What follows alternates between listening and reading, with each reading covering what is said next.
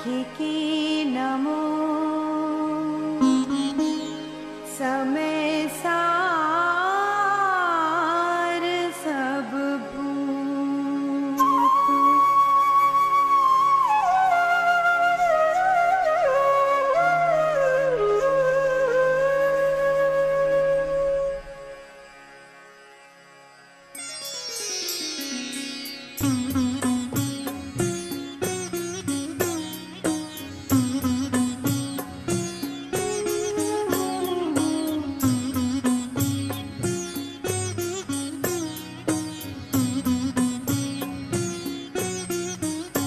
ध्रुवचल अनुपम गति पाए हुए सब सिद्ध को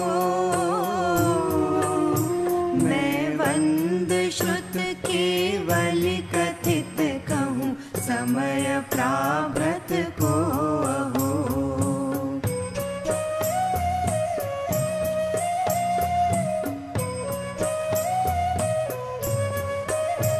जीव चरित दर्शन ज्ञान स्थित स्वसमय निश्चय जानना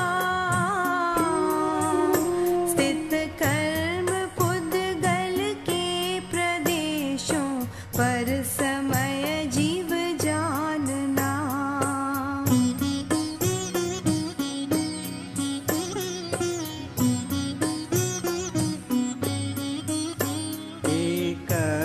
निश्चय गत समय सर्वत्र सुंदर लोक में उससे बने बंधन कथा जु विरोधिनी एकत्व में।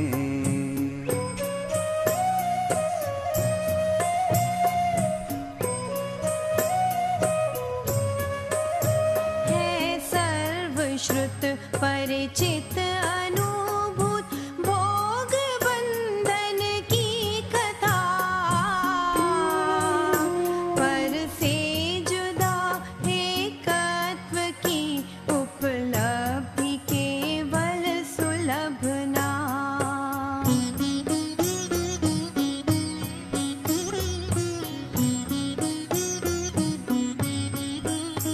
दर्शाऊं विभक्त को आत्मा तने निज विभव से दर्शाऊं तो करना प्रमाण न छल ग्रहो स्खल ना बने।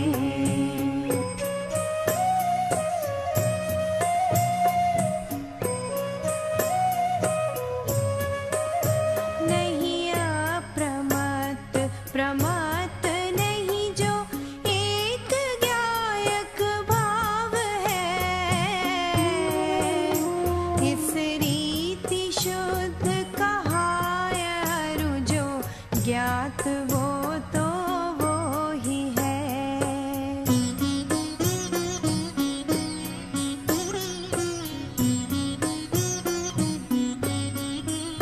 चारित्र दर्शन ज्ञान भी व्यवहार कहता ज्ञानी के चारित्र नहीं दर्शन नहीं नहीं ज्ञान ज्ञायक शुद्ध है।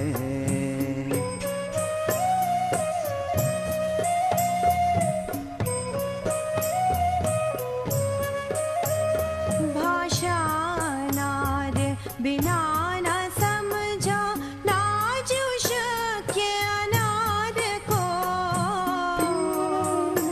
व्यवहार बिन परमार्थ का उपदेश हो अशक्य यो।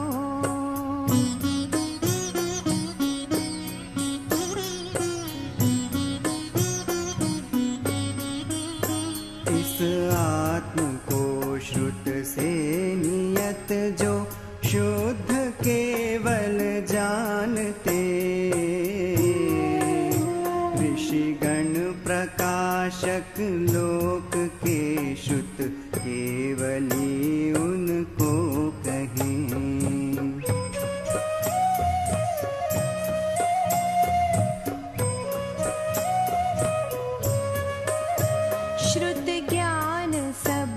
जाने जो जिन श्रुत केवली उसको कहे, सब ज्ञान सो आत्मा ही है, श्रुत केवली उससे बने।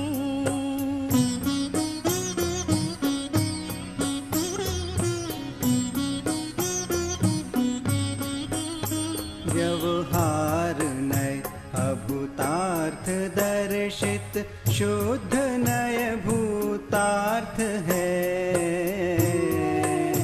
भूतार्थ आश्रित आत्मा सुदृष्टि निश्चय होय है।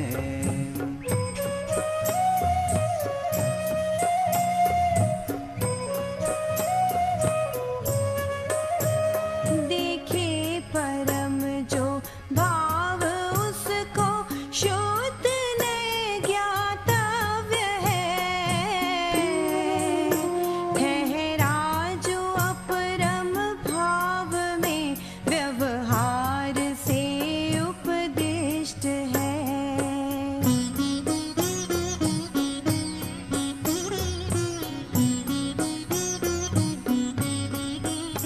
भूतार्थ से जाने अजीव जीव, पुण्य पापरु निर्जरा। आश्रव संवर बंध मुक्ति, ये ही समकित जानना।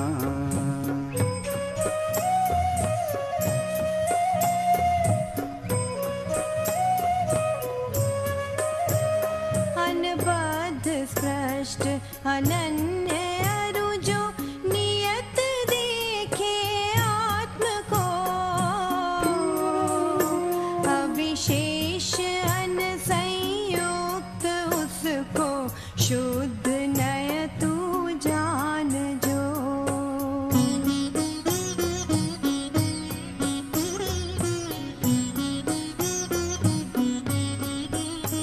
अनबद्ध स्पष्ट अनन्य जो, अविशेष देखे आत्म को। वो द्रव्य और जो भाव जिन शासन, सकल देखे अहो।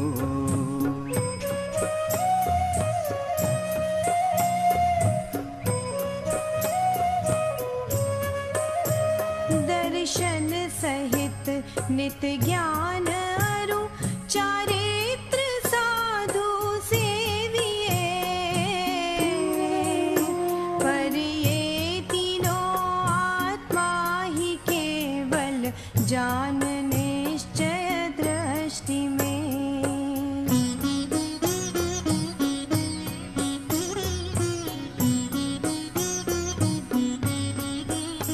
जो पुरुष कोई नृपति को भी जान कर श्रद्धा करे,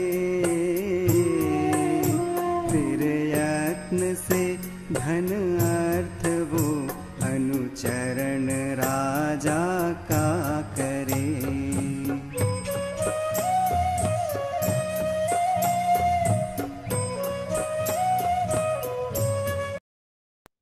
जीवराज को यूं जानना, फिर श्रद्धना इस रीति से।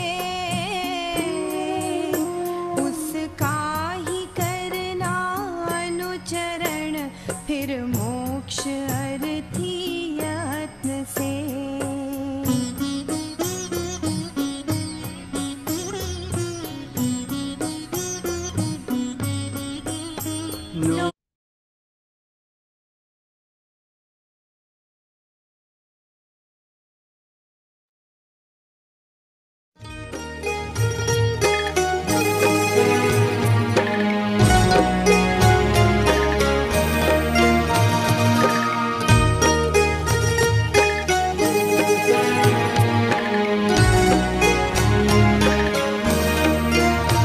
शब्दवाद नय षट द्रव्य गुण पर्याय और प्रमाण का जड़ कर्म चेतन बंध का, अरु कर्म के अवसान का।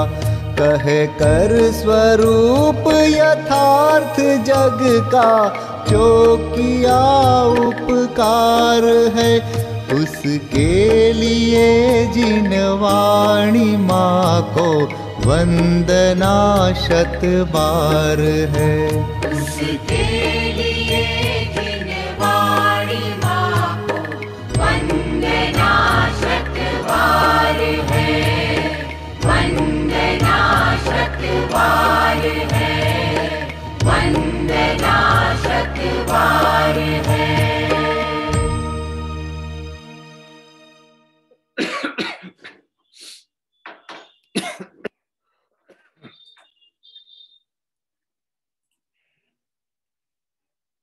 सभी साधर्मियों को जय जय। आइए मंगलाचरण पूर्वक स्वाध्याय प्रारंभ करेंगे।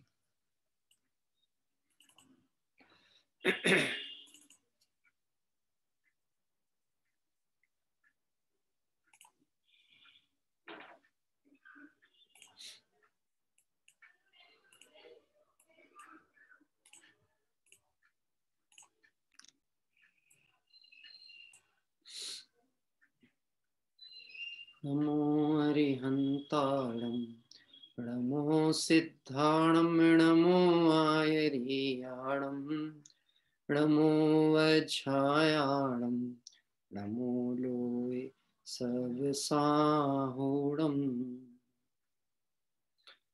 तिहुवण तिलयं देवं वंदिता, तिहुवणिंद परिपूज्यं।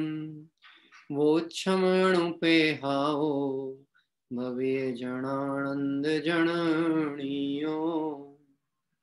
त्रिभुवन तिलक सत इंद्र वंदित, देव श्री अरहंत को कर नमन कहूँ अनुप्रेक्षाएं। भव्य को सुख कर अहो, भव्य को सुख कर अहो। कार्तिक की अनुप्रेक्षा में संसार भावना की चर्चा करते हुए मनुष्य पर्याय संबंधी स्वरूप की व्याख्या करने वाली 12 गाथाएं क्रम रूप से अपन स्वाध्याय में चल रहे हैं। और इसी क्रम में 12 गाथाओं की चर्चा करते हुए हमने कल 54 नंबर की गाथा तक के विषय को पढ़ा था, समझने का प्रयास किया था। इस 54 नंबर की गाथा में संसार दुख का ही वर्णन करते हुए आचार्य देव ने ऐसा बताया कि किसी का तो सुपुत्र मर जाता है, किसी के इष्ट प्यारी स्त्री मर जाती है, किसी के घर कुटुंब सभी आग से जल जाते हैं। देखिए, पहले तो ये बात बताई थी कि किसी को ऐसा संयोग हो ही ना, किसी के पुत्र कुपुत्र निकल जाए, किसी की स्त्री मतलब विवाह आदि ना हो तो मरण को प्राप्त हो जाए, और किसी के घर कुटुंब ही ना हो, ऐसी दरिद्रता और ऐसी हीन पुण्यता भी हो। लेकिन किसी के हो भी जाए तो उनके होने के बाद भी क्या होता है कि वह संयोग है तो वियोग के रूप में कष्ट का कारण बनता ही बनता है। इस तरह से इसी गाथा को आगे लेकर के चलेंगे। 3 गाथाएं अवशेष हैं, जिनमें 3 गाथाओं में मनुष्य गति का अन्य विषय जो बचा है उसका वर्णन करते हैं।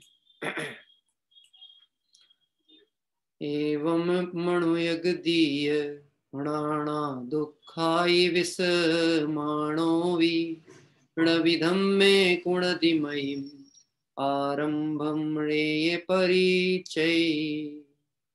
इस तरह नर गति में अनेक प्रकार बहु दुख सहे पर, धर्माचरण बुद्धि करे नहीं, पाप कार्य तजे न नर, पाप कार्य तजे न नर।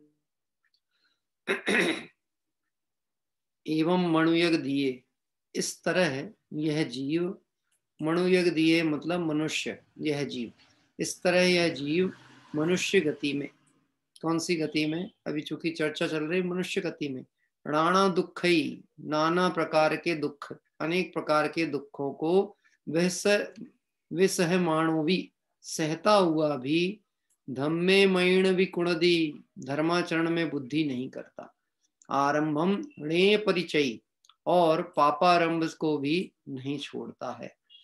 ऐसा स्वरूप यहाँ बता रहे हैं कि मनुष्य गति में अनेक प्रकार के दुख इस जीव को भोगने में आ रहे हैं। जो पूर्वबद्ध कर्म के उदय से होने वाली अवस्था है वह चारों गति में ही है। तो मनुष्य गति भी गति ही है, संसार का ही एक अंग है। इसलिए यहाँ पर भी कर्मोदय जनित व्यवस्थाएं बनती ही बनती हैं। कदाचित, किंचित और क्वचित थोड़ा बहुत पुण्य आदि के अनुसार बाहर में सुख सामग्री का प्रसंग बने, लेकिन अधिक क्या होता है, दुख का ही प्रतिकूलता के प्रसंग होते हैं। और ऐसे अनेक दुखों को सहता हुआ भी धर्माचरण में बुद्धि नहीं करता। ये बात इसलिए कही जा रही है कि बुद्धि नहीं करता क्योंकि ये मनुष्य पर्याय में निर्णय करने की पात्रता जीव के पास है, समझने की पात्रता है। कितने ही जीव तो ऐसे हैं जिन्हें ये पता ही नहीं है कि अग्नि के पास जाने पर जल जाएंगे, लेकिन नेत्र इंद्रिय का विषय होने के कारण वहां जाते हैं और जलते हैं और मरण को प्राप्त होते हैं, कष्ट को प्राप्त होते हैं। क्या कितने ही जीव मनुष्य गति के जीवों की क्रूरता या तिर्यंच गति के जीवों की क्रूरता और चालाकी को ना समझ पाए और सहजता में उनके पास चले जाएं, वो मरण को प्राप्त हो जाए। आपने देखा हो, जो तिर्यंच गति के भी जीव होते हैं, जो तीव्र कषाई हैं, हिंसक हैं, मांस भक्षी हैं, वह भी घात लगा करके इन पे हमला करते हैं। निर्बल पशुओं पे छुप के बैठे रहेंगे, मतलब ऐसा उनको सावधान ना होने दें और एकदम से उन पे आक्रमण कर लें। जैसे आते हैं ना, काल सिंह ने मृग चेतन को घेरा भवन, ऐसे काल बन करके बैठे हैं और अचानक आक्रमण करके हमला कर दें। तो उन गतियों की तो हम समझ सकते हैं जहां गति में विचार करने की पात्रता नहीं है, लेकिन आचार्य देव कह रहे हैं यहाँ प्रत्यक्ष दुख को देख करके भी विचार नहीं करता है। ये आश्चर्य की बात है। प्रतिकूल प्रसंग आएगा तो धर्म भी करेगा, तो पुण्य उदय की भावना से करेगा कि प्रतिकूलता हट जाए, परंतु इस संयोगों से दृष्टि हट जाए, इसके लिए धर्म से नहीं जुड़ता। क्या कह रहे हैं, भगवान कब याद आते हैं? बहुतायत जीवों को भगवान कब आते हैं? जब कहीं कोई रास्ता नहीं सूझता तो सोचते हैं चलो भगवान के पास चलते हैं, ये भगवान कोई रास्ता बताएंगे। अभी रास्ता तो भगवान बताएंगे, लेकिन रास्ता चाहता भगवान वाला नहीं है, भगवान का बताया हुआ रास्ता पसंद नहीं है। रास्ता तो मेरा हो, कृपा आपकी हो जाए। क्या कह रहे हैं, व्यापार तो मैं चलाऊं और आशीर्वाद आपका मिल जाए। कितने ही लोग मुनि मार्ग, मुनि धर्म को समझते नहीं है कि मुनिराज सर्व आरंभ परिग्रह से रहित हैं, और ऐसी कल्पना करते हैं कि आपका आशीर्वाद हो जाए, आपकी पिछी हमारे ऊपर रख जाए तो हमारा तो कल्याण ही हो जाए, हम जो चाहते हैं वो इष्ट की प्राप्ति हो जाए। तो निश्चित ही विचारवान प्राणी होने पर भी विचार नहीं करता, ये बहुत विचारणीय बात है। यहाँ इसलिए कहा जा रहा है प्रत्यक्ष दुख के प्रसंगों को सहता हुआ भी रोता भी रहेगा, कष्ट बताता भी रहेगा, और उसे उपाय बताया जाए, सही उपाय बताया जाए तो कहेगा नहीं ऐसा नहीं, कोई और तरीका बताओ। देखो एक बहुत सरल सा दृष्टांत हमने पहले भी लिया। वर्णी जी के पास जब कोई माँ, बुजुर्ग माँ पहुंची कि मेरे 4 बच्चे हैं पर कोई मुझे रखता नहीं, तो उन्होंने यही उपाय तो बताया था, एक काम करो, ये मानना छोड़ दो, ये मान्यता छोड़ दो कि ये पुत्र मेरे हैं। क्या कह रहे हैं, ये छोड़ दो, पेपर में इस्तेहार निकाल दो, मेरे कोई पुत्र नहीं है, मेरा किसी से कोई लेना देना नहीं। नहीं नहीं, और कोई रास्ता बताओ, हम मानेंगे तो उनको अपना ही, और हम दुखी ना हो ऐसा कोई रास्ता बता। तो ऐसा कोई दूसरा रास्ता होता ही नहीं। दुख के कारण को अपनाएगा, दुख के साधनों को पालेगा और दुखी नहीं होगा, ऐसा कैसे संभव? अरे जहर खाएगा और जीवन चाहेगा, ये संभव ही नहीं है। इसलिए कहते हैं प्रत्यक्ष दुखों को देखता हुआ भी सावधान नहीं होता, ये निश्चित ही धर्माचरण की बुद्धि नहीं करता, निश्चित ही पापारंभ को नहीं छोड़ता, तो ये पक्की बात समझ लेना, खोटी गति में जाने वाला जीव। हाँ, पापाचरण नहीं छूट रहा है, धर्म की रुचि नहीं जग रही है। कदाचित थोड़े समय के लिए बहुत पाप के उदय में कभी भाव आ भी जाए मंदिर आने का, जैसे ही उदय बदला और प्रमाद उसके ऊपर हावी होता है। प्रत्यक्ष देखा आपने? क्या कह रहे हैं, प्रत्यक्ष। अभी तो बच्चों के स्कूल बंद हैं तो प्रमादी हो गए, घर की बात बताते हैं, प्रमादी हो गए, उठना नहीं चाहते। हाँ, अवसर तो इतना अच्छा है, चाहे तो धर्म आराधना करें, स्वाध्याय करें, अच्छी चीजें पढ़ें, नैतिक शिक्षा की पढ़ाई करें, इन प्रसंगों में जुड़े, अपने जीवन का निर्माण करें और लौकिक शिक्षा में भी अध्ययन अध्यापन करें, कुछ प्रोग्रेसिव काम करें। लेकिन जरा अनुकूलता मिली, अवकाश मिला और उसे बर्बाद करता है। कल्पना करके देखो, तिर्यंच आदि गति और नरक गति से छूट के मनुष्य गति में जीव आया, नरक से आया ना मनुष्य गति आदि में, तो नरक से मनुष्य में आया है, तो नरक में तो अवकाश ही नहीं था, चैन ही नहीं थी, एक मिनट भी साता का प्रसंग नहीं बनता था। मनुष्य पर्याय में यहाँ पे साता का उदय बना तो कहाँ तन्मय होकर के रहे। इन विषयों को पुष्ट करने के लिए आज मैंने भूधर शतक, जैन शतक भूधर दास जी का देखा, उसमें पंच परावर्तनों की चर्चा संबंधी अनेक दोहे डाले उन्होंने। उनमें से कुछ दोहों का हिंदी अर्थ में यहाँ पढ़ता हूं। बहुत से जीव मनुष्य होने पर भी मंद बुद्धि मंद बुद्धि वाले होने से बाह्य कार्यों में तीव्र अभिमान में लगे रहते हैं। देखो क्या कह रहे हैं, बहुत से जीव मनुष्य होने पर भी मंद बुद्धि वाले होने से, मंद बुद्धि का मतलब बुद्धिमंद है ऐसा नहीं, लेकिन किसी ने पूछा है कि कौन सा शतक है, तो जैन शतक का 39वें नंबर का पद है।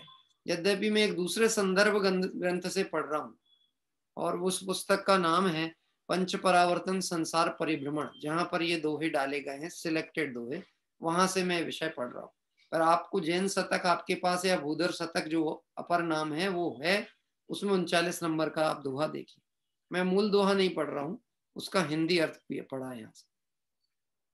बहुत से जीव मनुष्य होने पर भी मंद बुद्धि वाले होने से बाह्य कार्यों में तीव्र अभिमान में ही लगे रहते हैं।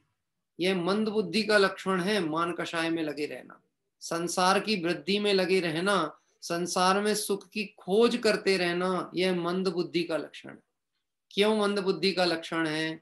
जहां जो वस्तु नहीं है वहां परिश्रम करना, यह अज्ञानता है। रेत में से तेल निकालने का उपक्रम करना, यह अपने श्रम का अपमान है।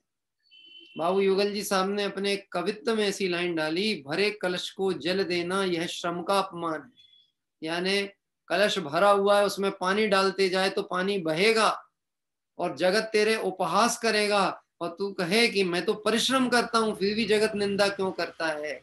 कि अकार्य कार्य करेगा तो निश्चित ही निंदा योग्य होगा। ऐसे ही यहाँ कह रहे हैं, बहुत से जीव मंद बुद्धि वाले होने से बाह्य कार्यों में लगे, जबकि जगत में ऐसी दृष्टि होती है, कोई व्यापार आदि कार्य में अच्छी उन्नति करता हुआ दिख जाए, यद्यपि होता पुण्य प्रमाण है, लेकिन उसको लगता है मैंने अपनी बुद्धि से व्यापार को डेवलप कर लिया।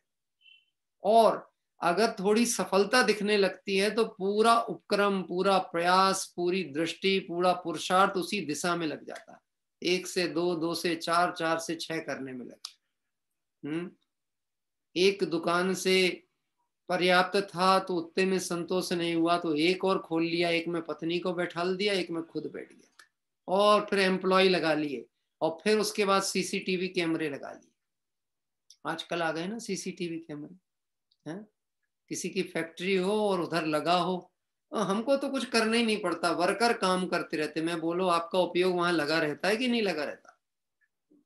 अरे रात के 2 बजे भी नींद खुली और नाइट शिफ्ट का काम चल रहा है तो मोबाइल चालू करके चेक करेगा काम कैसा हो रहा है, कोई चोरी तो नहीं कर रहा, कोई गड़बड़ी तो नहीं कर रहा, उपयोग कैसा लगा हुआ है दिन रात। मंद बुद्धि है जो पर्याय में करने योग्य कार्य का निर्णय नहीं करके अकार्य में श्रम कर रहा है, वो मंद बुद्धि है।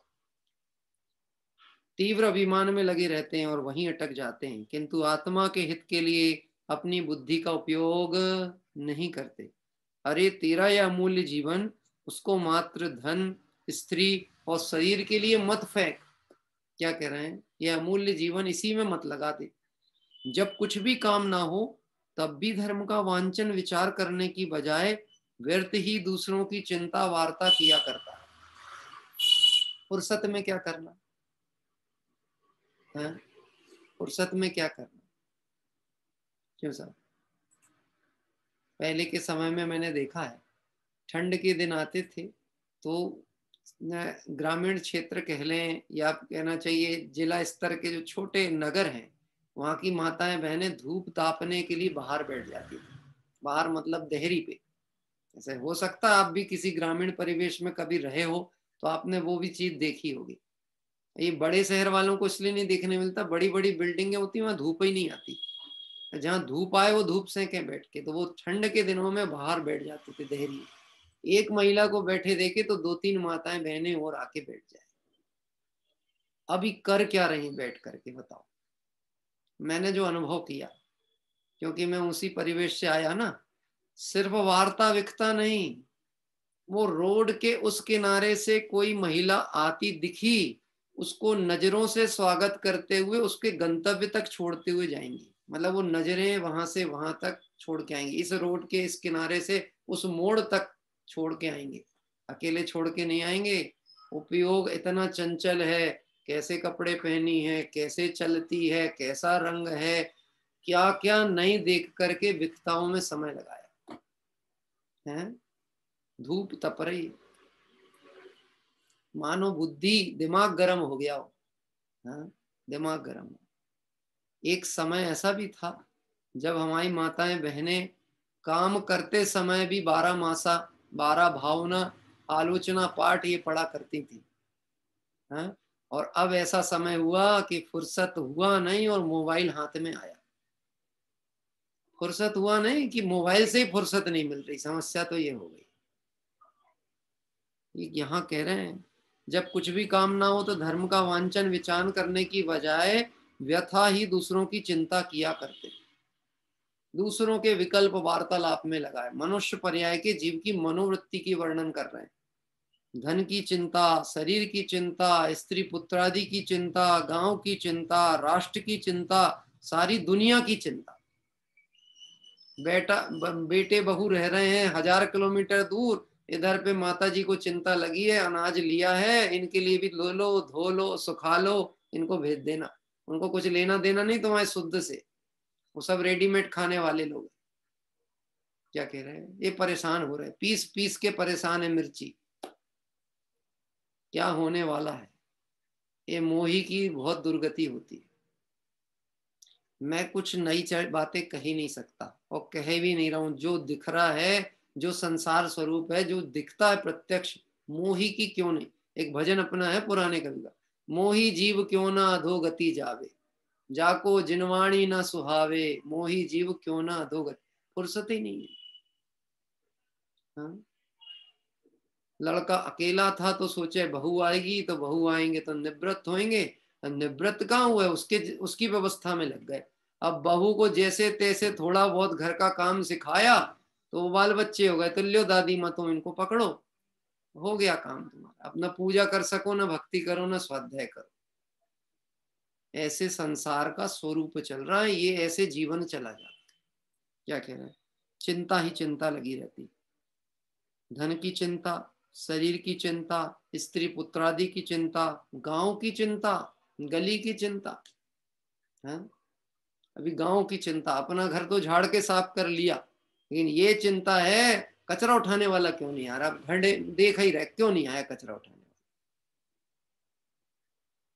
अब अपना परिणाम विचार करना है इधर पे। हम समय कैसा खोटा करते हैं। अवकाश मिलता है अवधारण और चिंतन के लिए, और अवकाश खोया जाता है। कल कौन सा दिन है, रविवार है क्या कल? तो यूनिवर्सल हॉलीडे कहलाता है ना, ये तो लगभग पूरे विश्व में ही छुट्टी का दिन है। तो कल का क्या प्रोग्राम है? कल का क्या कार्यक्रम है? ये बोले साहब अब एक दिन तो छुट्टी का मिलता है, पहले तो आराम से सोएंगे, 11-12 बजे तक उठेंगे, एक दिन तो मिलता। गजब की बात है, एक दिन तो मिला तुझे विचार करने का, उसको भी प्रमाद में खो दिया, उसको भी विषय भोग में खो दिया, उसको भी घर की सफाई में खो दिया। आत्मा जो मोहरागदेश परिणाम से शुद्ध हो रहा है, जिनवाणी के स्वाध्याय चिंतन मनन से, उसको शुद्ध करने का प्रयास नहीं, चिंता में ही जीवन जाता है। व्यर्थ में काल गंवाते हैं, परंतु स्वयं अपने आत्मा के हित की चिंता नहीं करते। पर की चिंता करना है, क्योंकि जीव की चिंता के अनुसार तो पर के कार्य होते नहीं, बस चिंता ही होती है, कार्य कुछ भी होते नहीं। एक कोटेशन सुना होगा आपने, विकल्प पर में अकिंचित कर हैं और अपने लिए अनर्थकारी हैं। क्या होते हैं विकल्प? पर के लिए अकिंचित कर, पर में अपने विकल्पों से कुछ भी नहीं होता। अरे पर की बात ये समझना, इस देह में अपने विकल्प से कुछ नहीं होता। एक रोम हमारी इच्छा अनुसार परिणमित नहीं होता और हम विश्व का परिणमन अपने अनुसार कराने का विकल्प करते हैं। दृष्टांत आपको याद हो, पहले भी चर्चा की थी। हमारे शरीर के रोम जो हैं, ये हमारे शरीर पे जो रोम हैं, ये एक दिशा विशेष की तरफ झुके हुए हैं, मुड़े रहते हैं। इनको सीधा करने का प्रयास करो। हमको तो कहावत से वही मालूम है कि कुत्ते की पूंछ 12 वर्ष में पोंगली में डाली, निकाली तो टेढ़ी की टेढ़ी। अरे एक रोम तो सीधा करो, कहावत तो छोड़ो दो। एक रोम की दिशा नहीं बदली जा सकती। करके देख लो। भरोसा नहीं करना मेरी बात पे, करके देखो। हाथ कंगन को आरसी क्या, एक रोम है ना अभी, इसको जरा सीधा करके ऐसा रखो और एक उंगली को ऐसे दबा के रखना उसका। और प्रवचन के बाद में मैं कहूंगा अब उंगली छोड़ दो भैया, हाथ जोड़ लो कायोत्सर्ग, और फिर उसके बाद हाथ देखना फिर वो कहाँ होगा, वो वहीं का वहीं होगा। सिर्फ विकल्प हैं और कुछ भी नहीं। क्या कह रहे हैं? जगत का परिणमन मेरी इच्छा अनुसार होता नहीं, और कराने का भाव ये एकमात्र आकुलता का जनक है और कुछ भी नहीं। क्योंकि जीव की चिंता के अनुसार तो पर के कार्य होते नहीं। शरीर में टीबी कैंसर हो जाए, ख्याल भी आ जाए अब इस बिछोने से कभी उठने वाला नहीं और दुकान पर जाने वाला नहीं, तो भी बिछोने में सोता हुआ भी आत्मा का विचार ना करके देह का या दुकान का या धंधे का विचार करता है। प्रत्यक्ष बात कह रहे हैं, ऐसी घटना देखने को मिलती है। पड़ा तो बिस्तर में पर विकल्प अभी भी संसार का है, दुकान का है। एक पुराने कथा को उसमें कहानी थी, बच्चों के लिए ही कहानी थी, लोभी का परिणाम, ऐसी कहानी आई। एक बुजुर्ग व्यक्ति मरणासन स्थिति में पूरे जीवन का जो भी धन वैभव आदि कमाया कहीं छुपा के रख दिया, लेकिन अंत समय में गला रुंध गया तो बता ना सके कि गया कहाँ। क्या कह रहे हैं? अभी परिवार परिजन सब लोग खड़े हैं आसपास कि अब जा ही रहे हो तो बता दो, आखिरी में इशारा कर दो। क्या कह रहे हैं? तो उसने इशारा किया, लेकिन वो किनको क्या समझ में आया इशारा काहे के लिए कर रहा हो। ऐसा इशारा किया, तब क्या समझ में आएगा? अब जिसकी जो विकल्प होगा वो समझेगा। वो कोई समझा पानी मांग रहा है, कोई समझा अरे ये शायद एड्रेस बता रहे हैं कहाँ छुपाए हैं, जगह संकेत बता रहे हैं। तो 4 पुत्र थे, तो चारों पुत्र लग गए काम पे। वो जहां इशारा करें वहां खोदना चालू कर दे, वहां खोदना चालू कर दे। अंततः क्या हुआ कि कुछ समझ नहीं आए तो एक कागज पेन लेकर के आए कि अब तो आप लिखा ही दो इसमें कि कह क्या रहे थे। तो अंत में सिर्फ इतना ही लिखा उनने, मूर्ख हो तुम सबके सब, इधर उधर खोदने में लगे हो, वो झाड़ू बकरी खा गई। क्या कह रहे हो? वो भारी है ना वो झाड़ू, वो बकरी खा गई और तुम लगे गड्ढा खोदने। अभी सोचो वो गड्ढा खोदने में लगे हैं कि तू अपना गड्ढा खोद रहा है विकल्पों का। ऐसी बुद्धि होती है। अंत समय में जैसे जैसे विषय छूटने का समय आता है, पर्याय छूटने का, विषयानुराग बढ़ जाता है यदि तत्व विचार ना हो। अंदर ही अंदर परिणाम झूरेंगे। क्या करें, खा नहीं सकते, अब रोग हो गया है, इच्छा तो होती है, खाना भाता नहीं है, अब बिना मीठा के कैसे खाएं। ये कह रहे हैं यहाँ पर रोग हो जाए, बिछोने में पलंग में पड़ा है, तो भी विकल्प किसका चलेगा? संसार का ही विकल्प चलता है। ऐसे विचारों से पाप बांधकर दुर्गति में चला जाए। यदि आत्मा का विचार करे तो उसे कौन रोकता? कोई नहीं रोकता। चाहे तो तत्व विचार कर सकता, चाहे तो समाधि धारण करता। समाधि के भावना पर करता कैसे? समाधि का संबंध मरण से होता ही नहीं है, समाधि का संबंध जीवन से है। समता रूपी जीवन का नाम समाधि है। समरसी भाव इत्ती समाधि, ये पहले से आए। संतोष उत्पन्न हो तो समाधि हो, नहीं तो मनुष्य पर्याय में भी कुमरण करके और हीन गतियों में जाने वाला है। परंतु इसको खुद को ही आत्मा की दरकार कहाँ? अरे भाई, क्या अब भी तुझे भवदुख की थकान नहीं लगी? इस संबंध में उपयोगी कवित्व है। देखो क्या कह रहे हैं, अभी कवित्त पाठ है। आज ये तीनों गाथाएं लेंगे और ये पाठ के जो कुछ बहुत सुंदर कवित्त हैं भूधर दास जी के, वो पढ़ते हैं। तू नित चाहत भोग नए नर, पूरब पुण्य बिया किम पेह, कर्म संजोग मिले कहीं जोग, गहे तब रोग न भोग सके है। यो दिन चार को ब्योत बनो कहूँ, तो पर दुर्गति में पछिते है। याही ते यार सलाह यही की, गई गई करु जाह निबाहु न है।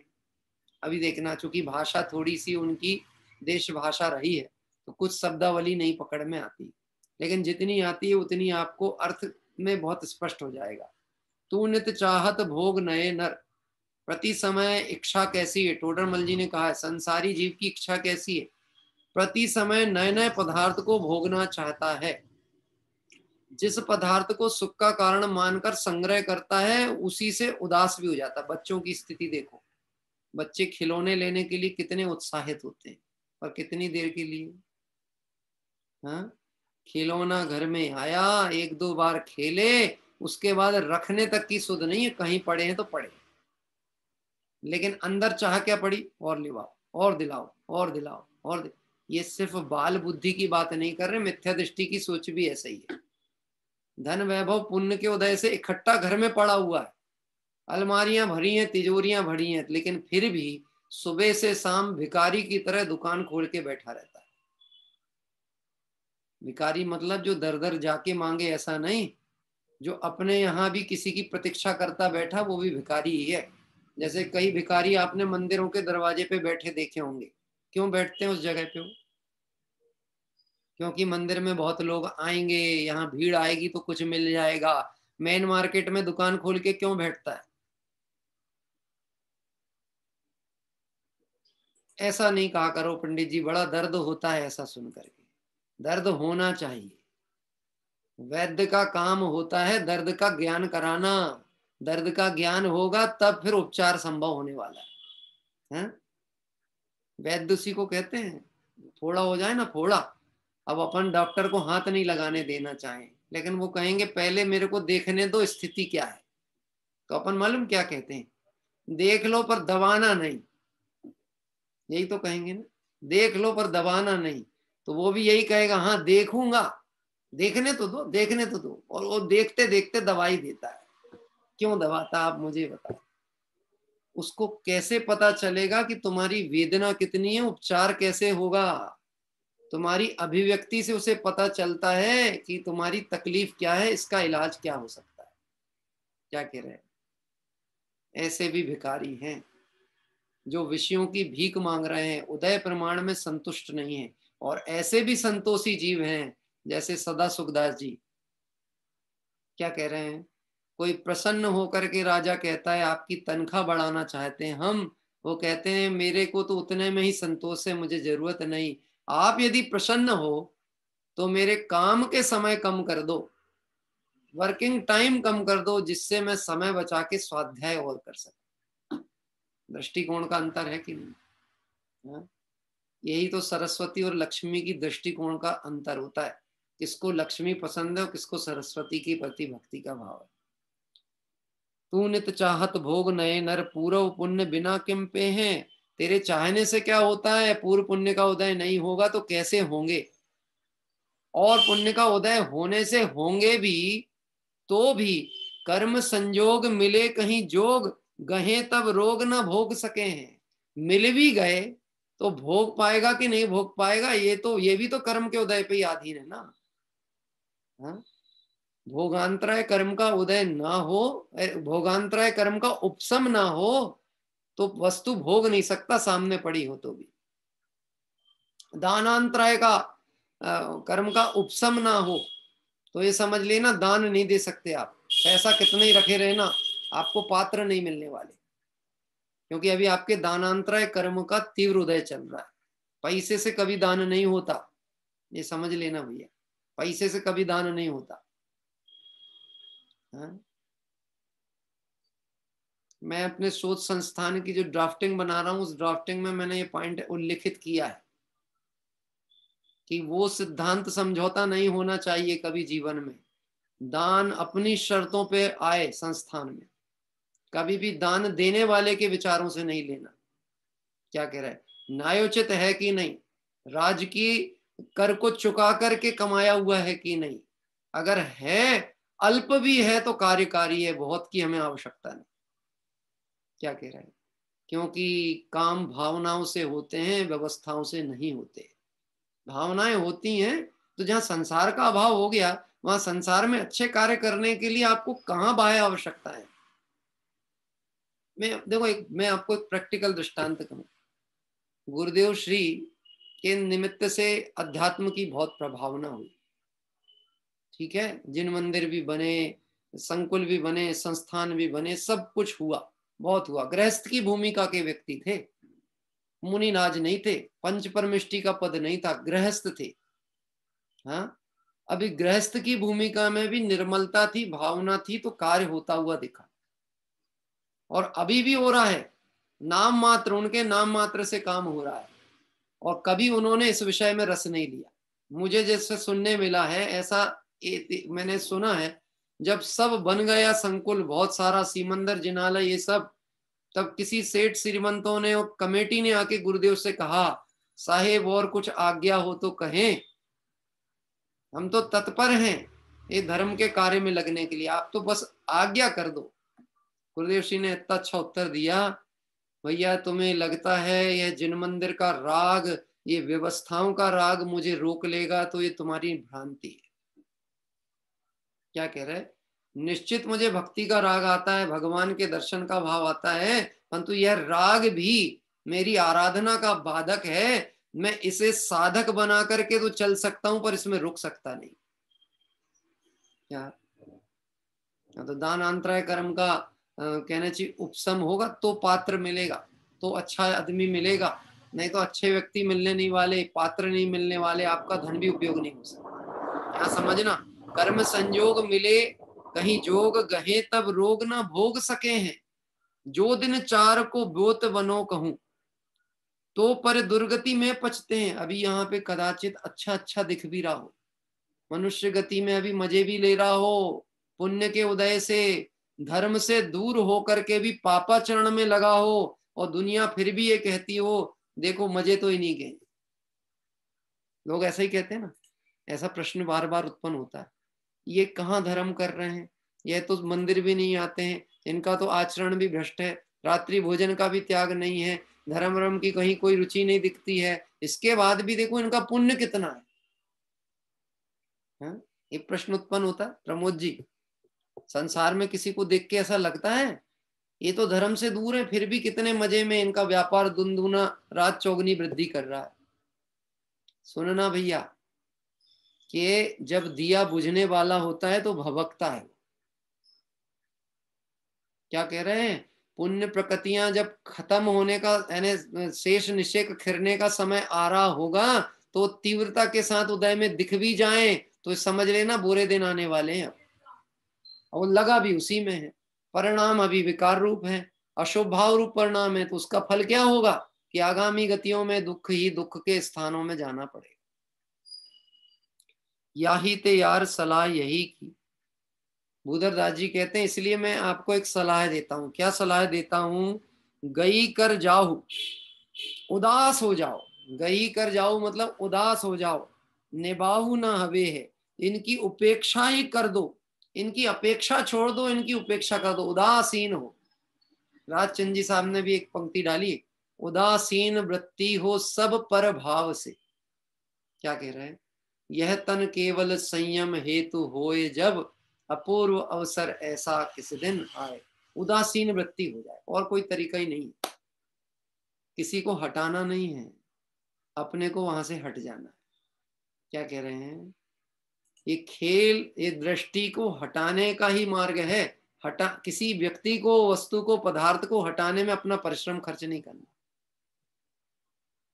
हाँ, कहीं जा रहे थे, रास्ते में रास्ता खराब हो गया, पुल टूटा मिला, अब क्या करना चाहिए, क्या करना चाहिए, पुल टूटा मिल गया, हमको तो मंजिल तक जाना है, आगे बढ़ना, क्या करना चाहिए। कोई बता सकता उपाय है? नहीं, अब हम पहले पुल बनाएंगे तो ये समझ लेना मंजिल नहीं पहुंचने वाले। पक्की बात है कि भैया वहां पर बाईपास रास्ता होता है, पगडंडी होती है, पगडंडी से आगे बढ़ो और वापस राजमार्ग पकड़ो और अपने गंतव्य पे पहुंच जाओ। जगत को देखना नहीं। यहाँ कह रहे उदास हो और रास्ता निकाल लो, रास्ता बदल लो। मैंने अपनी निजी डायरियों में कभी कभी कुछ विचार लिखता हूँ, तो उस डायरी में एक जगह ऐसा लिखा था, किसी समय एक दौर आया था, बहुत ही विकल्प जंजाल चलते थे, लोगों की समस्याएं और उन समस्याओं से अपना जीवन प्रभावित होता था बहुत ज्यादा। तो मैंने एक पंक्ति लिखी थी, चिंतकों के चिंत विषय जब चिंतनीय होने लगे, हम निश्चिंत हो गए उनकी चिंताएं छोड़कर। क्या कहा? चिंतकों के चिंतनीय विषय जब चिंतनीय होने लगे, चिंतकों के चिंत विषय मतलब वो खुद ही चिंता में है और हम उनकी चिंता करें तो हमारी चिंता बढ़ने ही वाली है। तो हमको क्या करना है कि उदास हो, छोड़ो विकल्प, और विकल्प छोड़ो और निश्चिंत हो। एक हमारे यहाँ डेल कार्नेगी की मेरी लाइब्रेरी में एक बुक है, इंग्लिश राइटर हुआ है, आपने किसी ने नाम भी सुना होगा, उसकी एक बुक है, चिंता छोड़ो सुख से जियो। क्या नाम है? चिंता छोड़ो सुख से जियो। यद्यपि उसने एक दार्शनिक शैली में उसका वर्णन किया, लेकिन मोक्ष मार्ग में भी यही कह रहे हैं, जो पर की चिंता करते हैं वह कभी सुखी हो सकते। उदास, उदास का मतलब होता है इसमें मेरा नहीं है ऐसा जानकर उसके प्रति रुचि को हटा लेना, दृष्टि हटा लेना। दृष्टि हट गई तो अपना काम हो गया। देखो मैं और सरल करूं इस विषय को, रास्ते में जा रहे हैं तो रास्ते में गंदगी भी पड़ी रहती है ना कभी कभी। तो मंदिर जा रहे हैं, नहा धो करके अच्छे कपड़े पहन के जा रहे हैं, अब रास्ते में गंदगी पड़ी है तो हमें क्या करना चाहिए?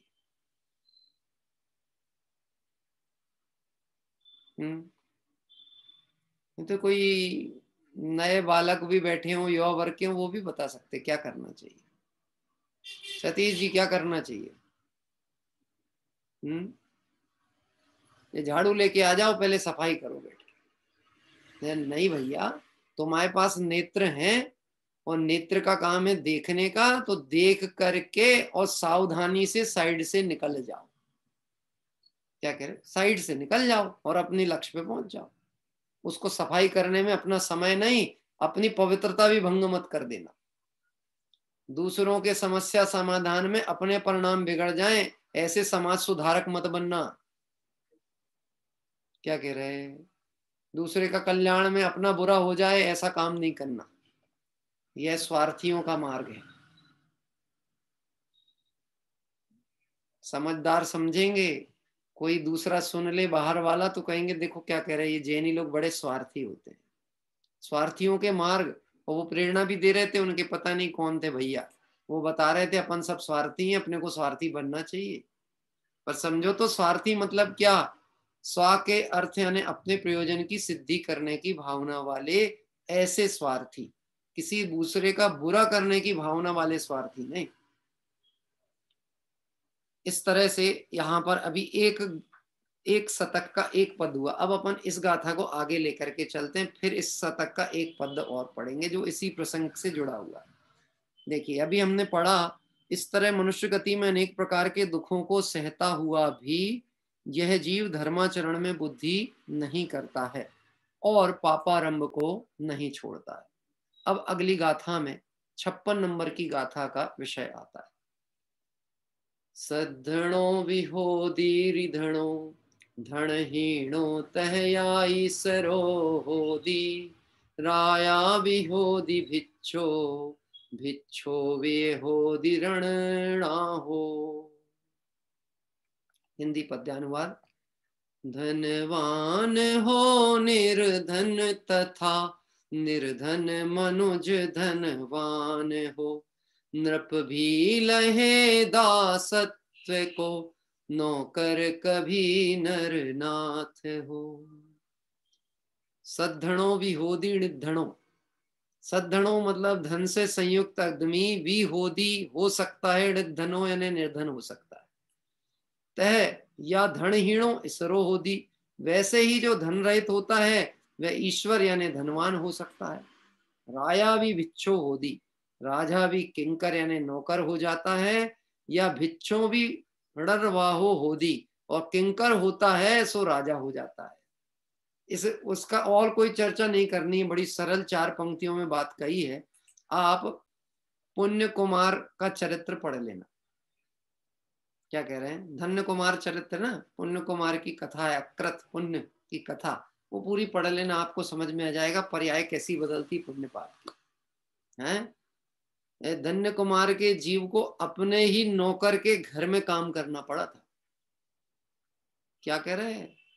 जो उसके पिताजी के घर में नौकरी करता था, इनका ऐसा हीन पुण्य उदय आया कि उसकी खेत में जाकर के काम करना पड़ा, और उदय ऐसा हीन कि काम करे और परिश्रम करके कुछ मिले तो घर ना ला पाए, पहले ही खत्म हो जाए। सब खेल है पुण्य पाप का। कोई घर में बैठ करके भी बहुत अच्छा व्यापार करता है, और कोई चौराहे पे कर्ज लेकर भी कर्ज ही बढ़ा रहा है। देखते हैं, प्रत्यक्ष देखने में आता है। हमको ऐसा लगता है मेन मार्केट में बैठेंगे, ऐसा करेंगे, ये माल लाएंगे, खूब मेहनत करेंगे, एडवर्टाइजमेंट करेंगे तो खूब चलेगी। मेरे को प्रत्यक्ष अनुभव है अपने जीवन क्रम का। एक किसी व्यक्ति के साथ में पार्टनरशिप कभी की थी थोड़े समय के लिए। वो उसकी बुद्धि थी एडवर्टाइज खूब करो, एडवर्टाइज खूब करो, पेपर में छापो, होर्डिंग टांगो, बैनर टांगो, ये टांगो। वो उसकी रुचि थी, मेरी नहीं थी। पर ठीक है, अब साथ में काम कर रहे हैं तो कुछ कहा नहीं। अंततः स्थिति क्या बनी? अंततः यह स्थिति बनी कि वो होर्डिंग के बिल पटाते पटाते वो काम बंद हो गया। काम ही बंद हो गया। इतने बिल आए, इतने बिल आए, इतने बिल आए कि माल कहां से भरें? एडवर्टाइज तो कर लो, अब आदमी आए और माल ना मिले तो चले कैसे वो काम? सीधी बात है, उदय अनुसार बुद्धि भी काम करती। क्या कह रहे हैं? इसको कहते हैं अपने हाथ से अपने पैर पे कुल्हाड़ी मारना।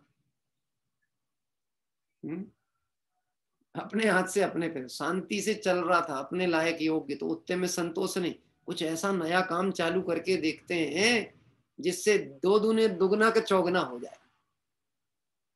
कभी ऐसी योजना में पैसा लगाया आपने? 6 महीने में डबल है? नहीं लगाया। अच्छा, ऐसा कोई काम किया, कोई अपने घर दुकान के सामने एक आया हो कि लाओ आपके सोने के जो 1 कंगन है उसको 2 कर देते हैं? देखा कि नहीं देखा? नहीं देखा है? हमारे यहाँ की है घटना। कोई माता जी थी, नाम नहीं कहना है, पर माता जी थी। वो माता जी दुकान में बैठी थी, अच्छी संपन्न परिवार की। आया वो एक सामने व्यक्ति, पहले तो बातचीत में लगाया उनको, माता जी माता जी माता जी माता जी। अरे समझो, रोड का लड़का है, तुम्हारा नहीं है, तो इतने जल्दी प्रेम नहीं करना चाहिए। तो उन्होंने बातचीत में लगाया, बाद में कहता माता जी चूड़ी तो बहुत अच्छी है, कहाँ से बनवाई? हमारी पुरानी आए। क्या कह रहे हैं? हमारी सास ने दी थी, पुरानी आए, हमारी चढ़ाई की है। ये चढ़ाई की तो है, इसकी चमक थोड़ी कम हो गई, आप कहो तो अभी चमका दे यहीं पे 2 मिनट में।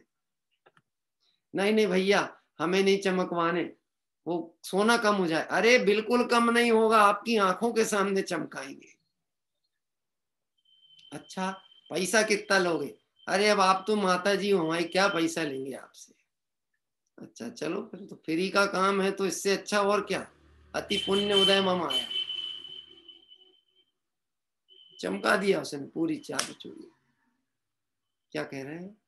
चमकाया, उन्हीं का रुमाल लिया, रुमाल में लपेटा, अभी खोलना नहीं, थोड़ी सूख जान देना इनको। क्या कह रहा है? सूख जान देना थोड़ी, अभी मैंने उस पर किया हूं ना, पानी लगाया हूं, थोड़ा सूख जान देना, फिर खोल के देखना। जब खोल के देखा तो चमक गई थी एकदम। कौन चमकी? माता जी चमक गई। ए भैया, गई हाथ से।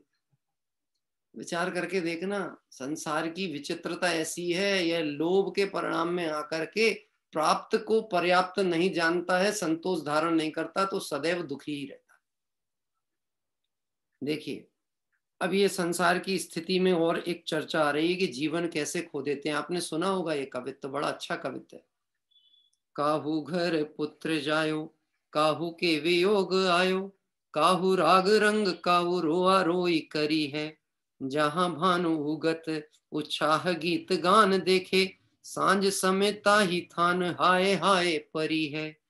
ऐसी जग रीति को न देख भय भीत होए, हा हा नर मूड तेरी मति कौन हरी है। मानुष जन्म पाए सोवत विहाय जाए, खोवत करोरन की एक एक घड़ी है। मनुष्य पर्याय की चर्चा चल रही है। क्या कह रहे हैं? सारा जीवन काय में चला गया। किसी के घर पुत्र उत्पन्न हुआ, किसी के घर मरण हुआ। बनारसी दास जी के यहाँ यही घटना हुई, एक साथ दो घटनाएं हुई। क्या कह रहे हैं? यहाँ पुत्री का जन्म हो रहा है, वहां नानी का मरण हो रहा है, और यहाँ पे बहू लेके आ रहे हैं, वहां अर्थी पड़ी हुई। ऐसी घटनाएं आप अर्ध कथानक पढ़ के देखना। ऐसा जीवन उन्होंने खुद उल्लिखित किया। ये संसार स्वरूप की विचित्रता। कितने ही प्रसंग आपने घटनाएं जीवन में सुनी होंगी ऐसी प्रत्यक्ष में, कि यहाँ पर तैयारी करके बैठे शादी विवाह की, हाँ, और उधर पे घर में ही बड़े पिताजी या कुटुंब के किसी का देह परिवर्तन हो गया।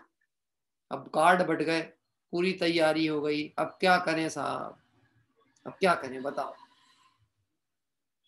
अब सुख मनाए कि दुख मनाए। तो ऐसा भी होता है आजकल संसार में। एक काम करो, कुछ लोग यहाँ रुक जाओ, बाकी लोग वो काम निपटा के आए। ऐसा भी मैंने देखा, एक घटना। हाँ, बस अब भैया क्या करोगे, सब आ गए हैं, कार्ड बट गए, पूरी तैयारी हो गई है, लॉन बुकिंग हो गई। अब अभी तो कैंसिल करेंगे तो बहुत नुकसान हो जाएगा। जाने वाले तो चले गए, उनके लिए कब तक रहोगे तुम? तो वरमाला डालो, फेरे पाओ। विचार तो करो। उसने पूरा जीवन इस बात की लगा दिया कि ये मुझसे प्रेम करते होंगे, कोई तेरे मरने पे दो बूंद दो आंसू टपकाने को तैयार नहीं।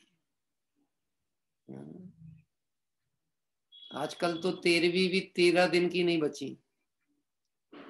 दूसरे दिन तीसरे दिन इनका बस चले तो 1 घंटे में निपटाओ। ऐसा भी प्रश्न पूछते, पंडित जी वो जो उसमें आजकल डीजल वाले उसमें जलाते हैं, तो उसमें भी 3 दिन मानना जरूरी है क्या? वो तो मशीन से जलाती है फटाफट। वो अग्नि वो वाली होती, लकड़ी वाली अग्नि, तो उसमें अपन मानते कि 3 दिन तक अग्नि ठंडी नहीं हुई थी।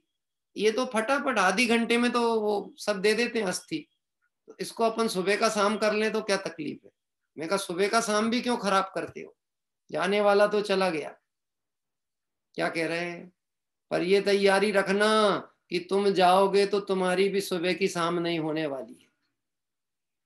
जिसके चक्कर में जीवन लगा रहे हो, कोई इंतजार करने वाला नहीं है। ये संसार है, खोवत करोरन की एक एक घड़ी है। विषय विषय वासना और संसार में सुख खोजने की बुद्धि में जगत के जीवों की ऐसी दृष्टि होती है। देखिए अंतिम गाथा आज पढ़ेंगे, क्योंकि इस गाथा के बाद में ये मनुष्य गति के दुखों का वर्णन पूर्ण होगा और देव गति की चर्चा चालू होगी। गाथा नंबर है 57। अभी तो इस गाथा में जो 56 गाथा हुई, इसमें पुण्य के उदय की बात चली। धनवान निर्धन हो जाए, निर्धन धनवान हो जाए, राजा नौकर हो जाए, नौकर राजा हो जाए, यह सब पुण्य के उदय के, पाप के उदय के खेल हैं।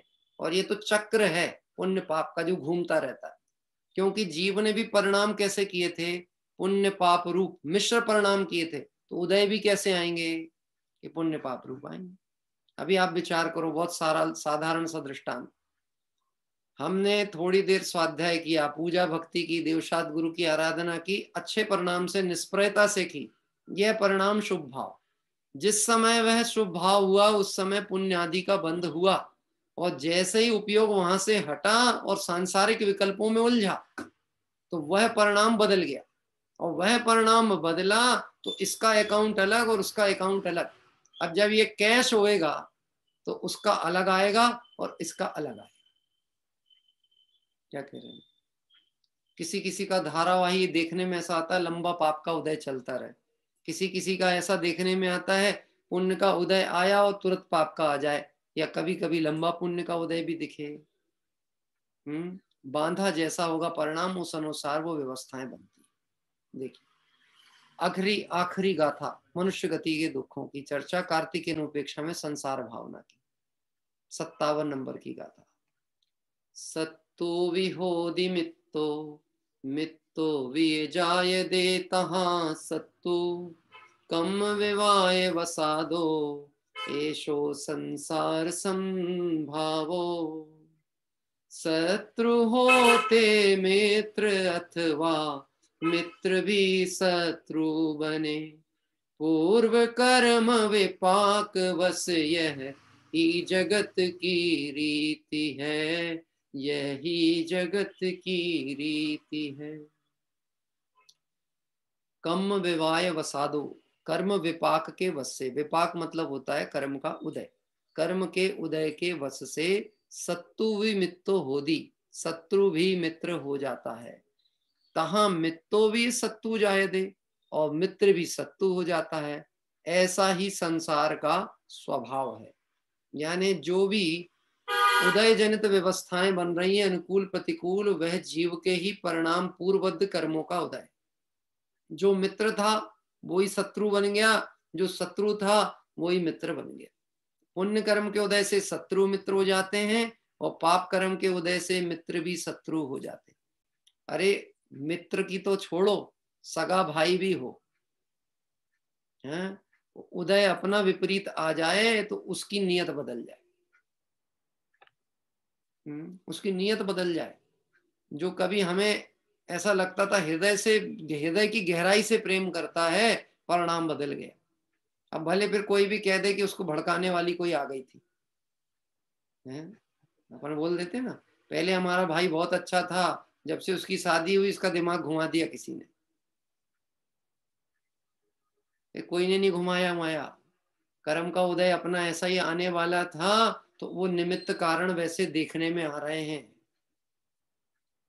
क्योंकि यदि उसके घुमाने से घूमा था तो तुम्हारे घुमाने से भी तो पहले घुमा ही हुआ होगा ना, जब तो वो तुम्हारा फेवर करता था। आज उसने घुमाया तो उसका फेवर। अगर वो घुमा सकते हैं तो तुम भी घुमा दो फिर से।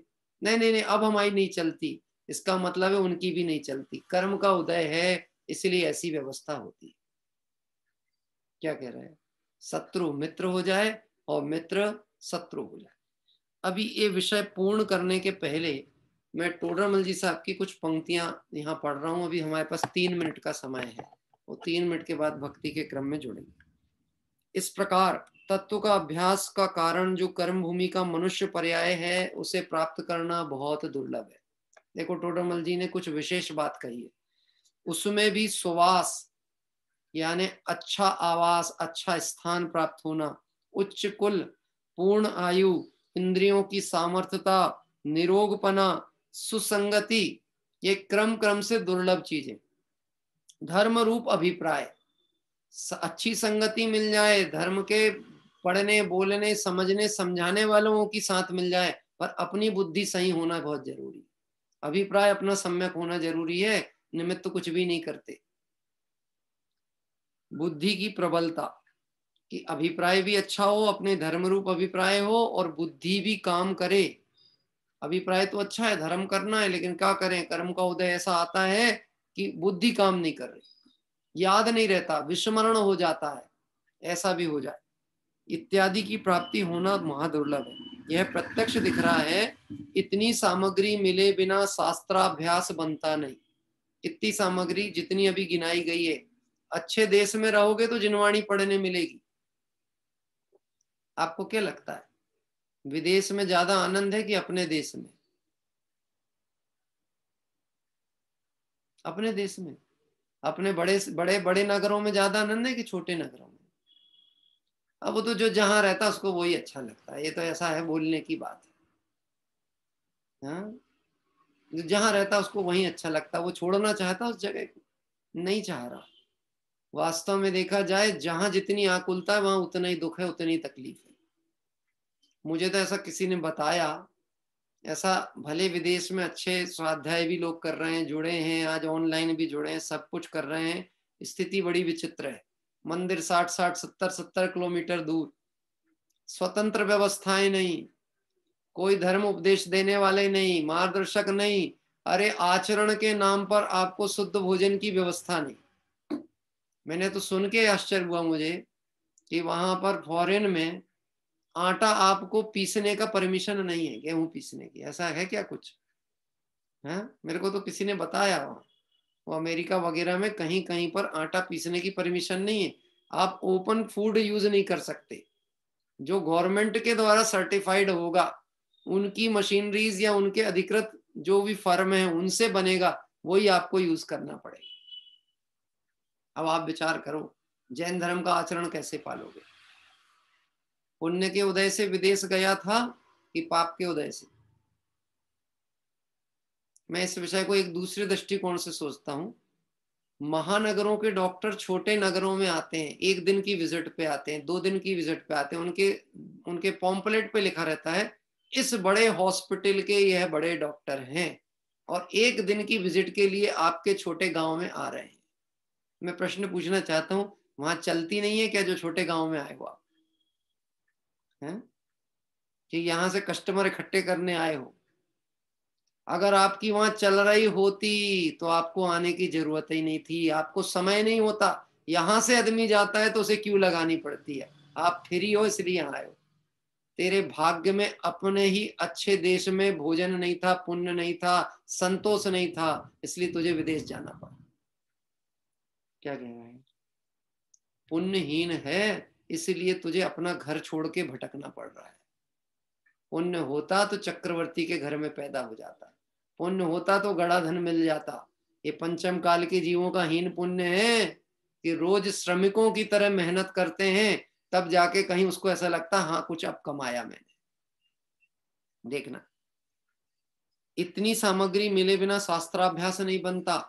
अच्छा देश मिले, अच्छे कुल मिले, इंद्रियों की पूर्णता मिले, निरोगी शरीर मिले, सुसंगति मिले, धर्म रूप अभिप्राय मिले, बुद्धि की प्रबलता मिले, ये सब मिलेंगे तो शास्त्राभ्यास होगा। सौभाग्य से अवसर पाया है। अभी मैं आपसे प्रश्न पूछता हूँ, हमारा आवास अच्छा है कि नहीं? हम अच्छी जगह पे रह रहे हैं कि नहीं? मंदिर पास में है, देवशास्त्र गुरु निकट में है, अच्छा आवास है। कुल कैसा है आपका? किसके कुल के हम? अरिहंतों के कुल के हैं, तो कुल भी अच्छा है। आयु भी ठीक ठाक ही है, 50, 60, 70 वर्ष की आयु तो ये वर्तमान में अभी मिली गई, वो भी स्वस्थता से यानी चल ही रही है, तो आयु भी अच्छी है। इंद्रियों की सामर्थ्यता भी है, आंख नाक कान पांचों इंद्रियां व्यवस्थित काम कर रही हैं। थोड़ा बहुत दिक्कत हो तो चश्मा लगा लिए, सब हो गया, काम तो चल ही रहा है, कोई दिक्कत तो है नहीं। निरोगपना, शरीर में ऐसा कोई रोग आदि भी अभी नहीं है जिससे कि मेरा काम बाधित होता हो। संगति की बात कहें, वो भी पुण्य प्रमाण से धर्म समझने के अवसर हैं। समझाने वाले मिल गए, जिनवाणी मिल गई, देवशास्त्र गुरु मिल गए। धर्म रूप अभिप्राय भी है, अगर अंदर से मन नहीं होता तो बैठते क्यों? क्या कह रहे हैं? धर्म रूप अभिप्राय भी है, बुद्धि की प्रबलता भी है, समझ में भी आता है। ये सब होने पर शास्त्र अभ्यास होता है। सो भाग्य से अवसर पाया है।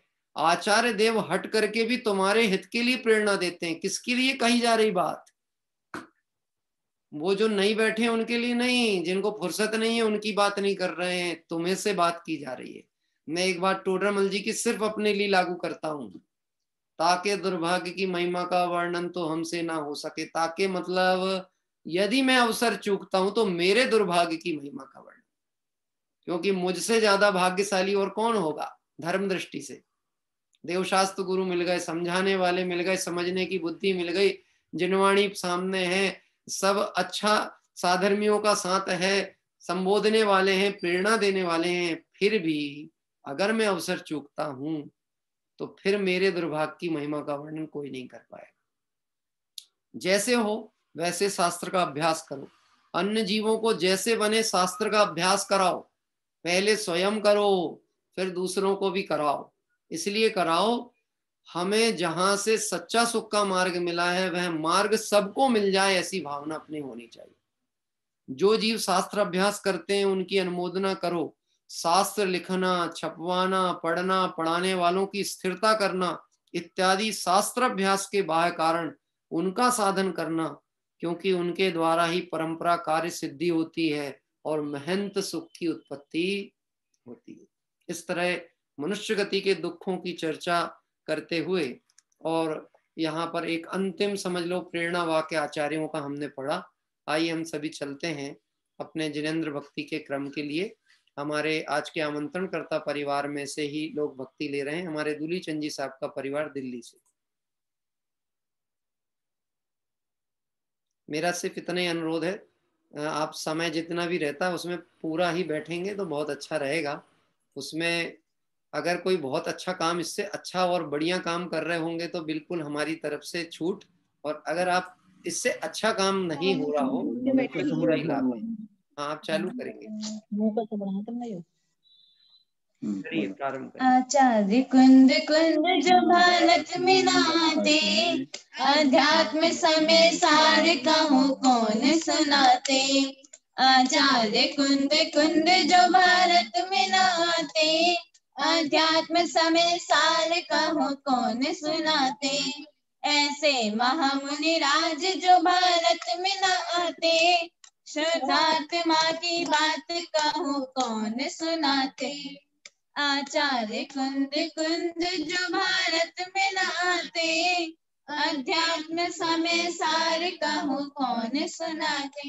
जय जय गुरुदेव, जय गुरुदेव, जय जय गुरुदेव, जय गुरुदेव।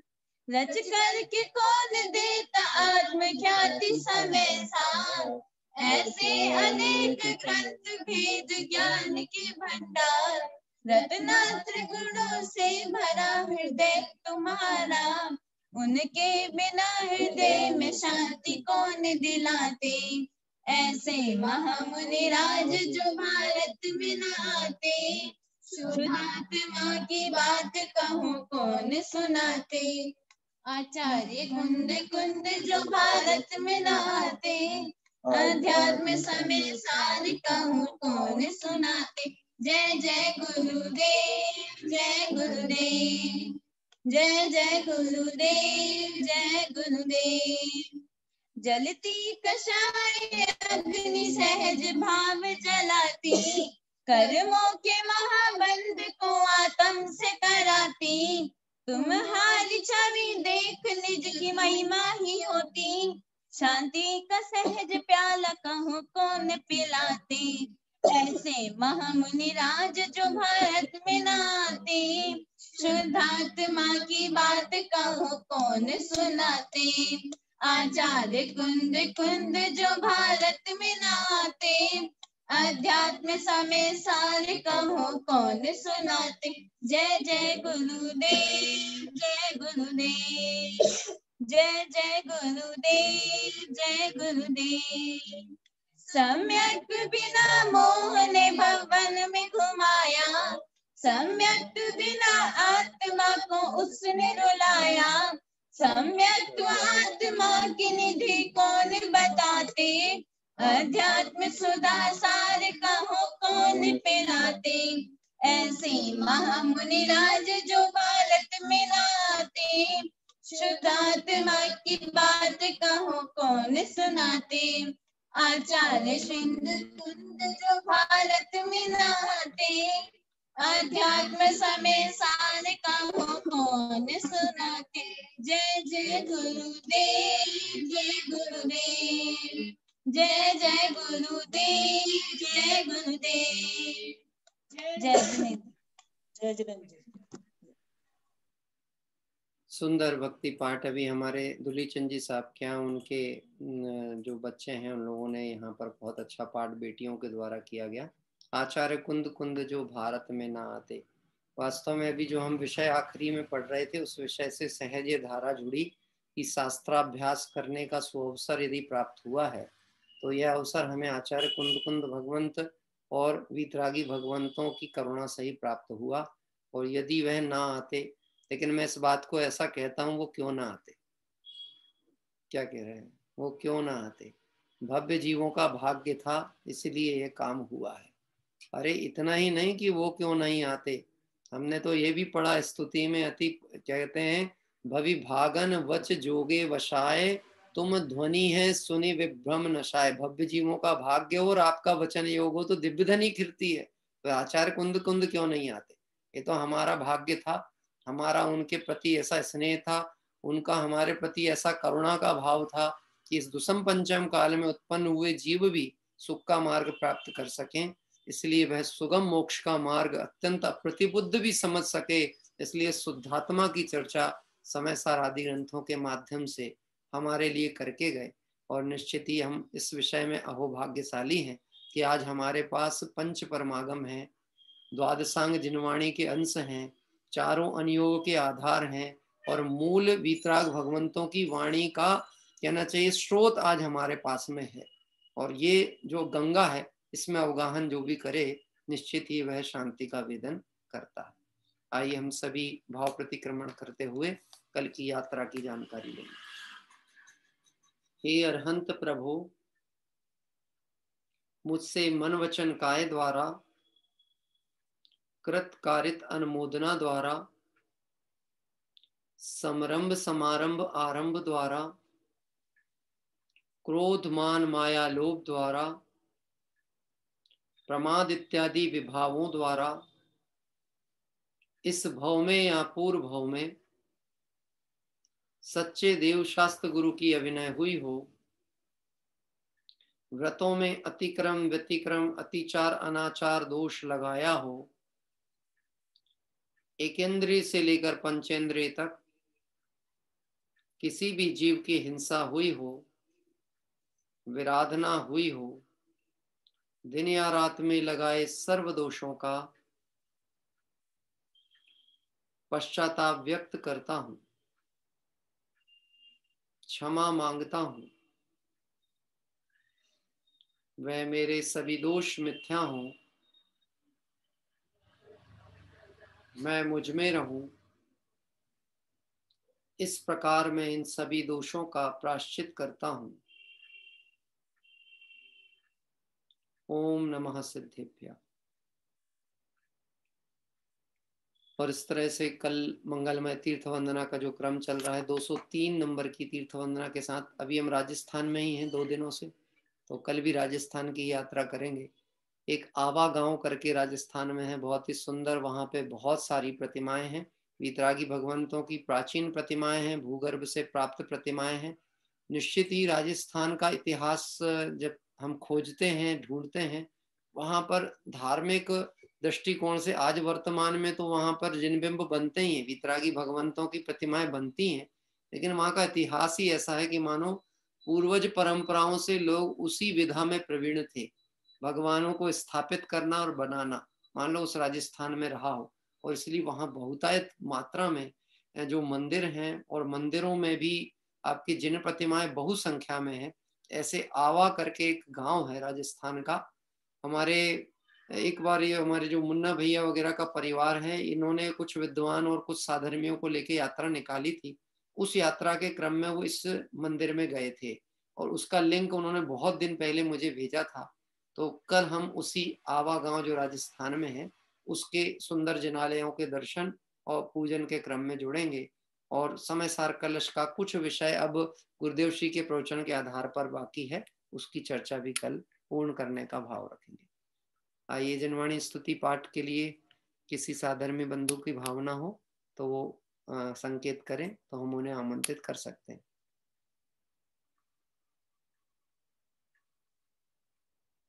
ये छोटे बच्चे पढ़ेंगे।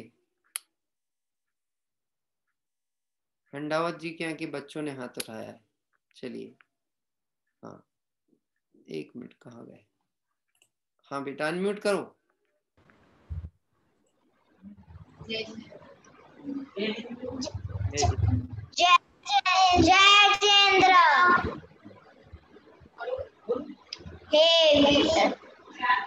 त्यादवाद नहीं षट द्रव्य गुण पर्याय प्रमाण का जड़ कर्म चेतन बंध का अरु कर्म के भगवान का ये कर स्वरूप यथार्थ जग का जो किया उपकार है उसके लिए जिनवाणी माँ को वंदना शत बार है, वंदना शत बार है। जय जयेंद्र।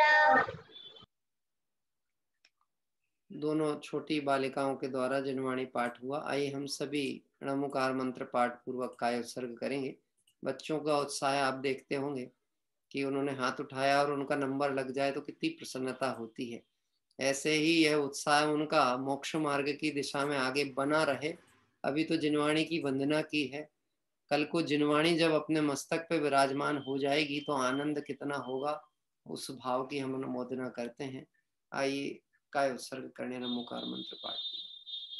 णमो अरिहंताणम णमो सिद्धाणम णमो आयर्याणम णमो उवच्छायाणम णमो लोये सविसाहुणम णमो अरिहंताणम णमो सिद्धाणम णमो आयर्याणम णमो उवच्छायाणम णमो लोये सविसाहुणम णमो अरिहंताणम णमो सिद्धाणम णमो आयर्याणम णमो उवच्छायाणम णमो लोये सविसाहुणम। जय बोली द्वादशांग में जिनवाणी माता की जय हो। देवशास्त्र गुरु भगवान की जय हो। अनंत अनंत सिद्ध परमेष्टि भगवंतों की जय हो। वीतरागी जैन शासन की जय हो।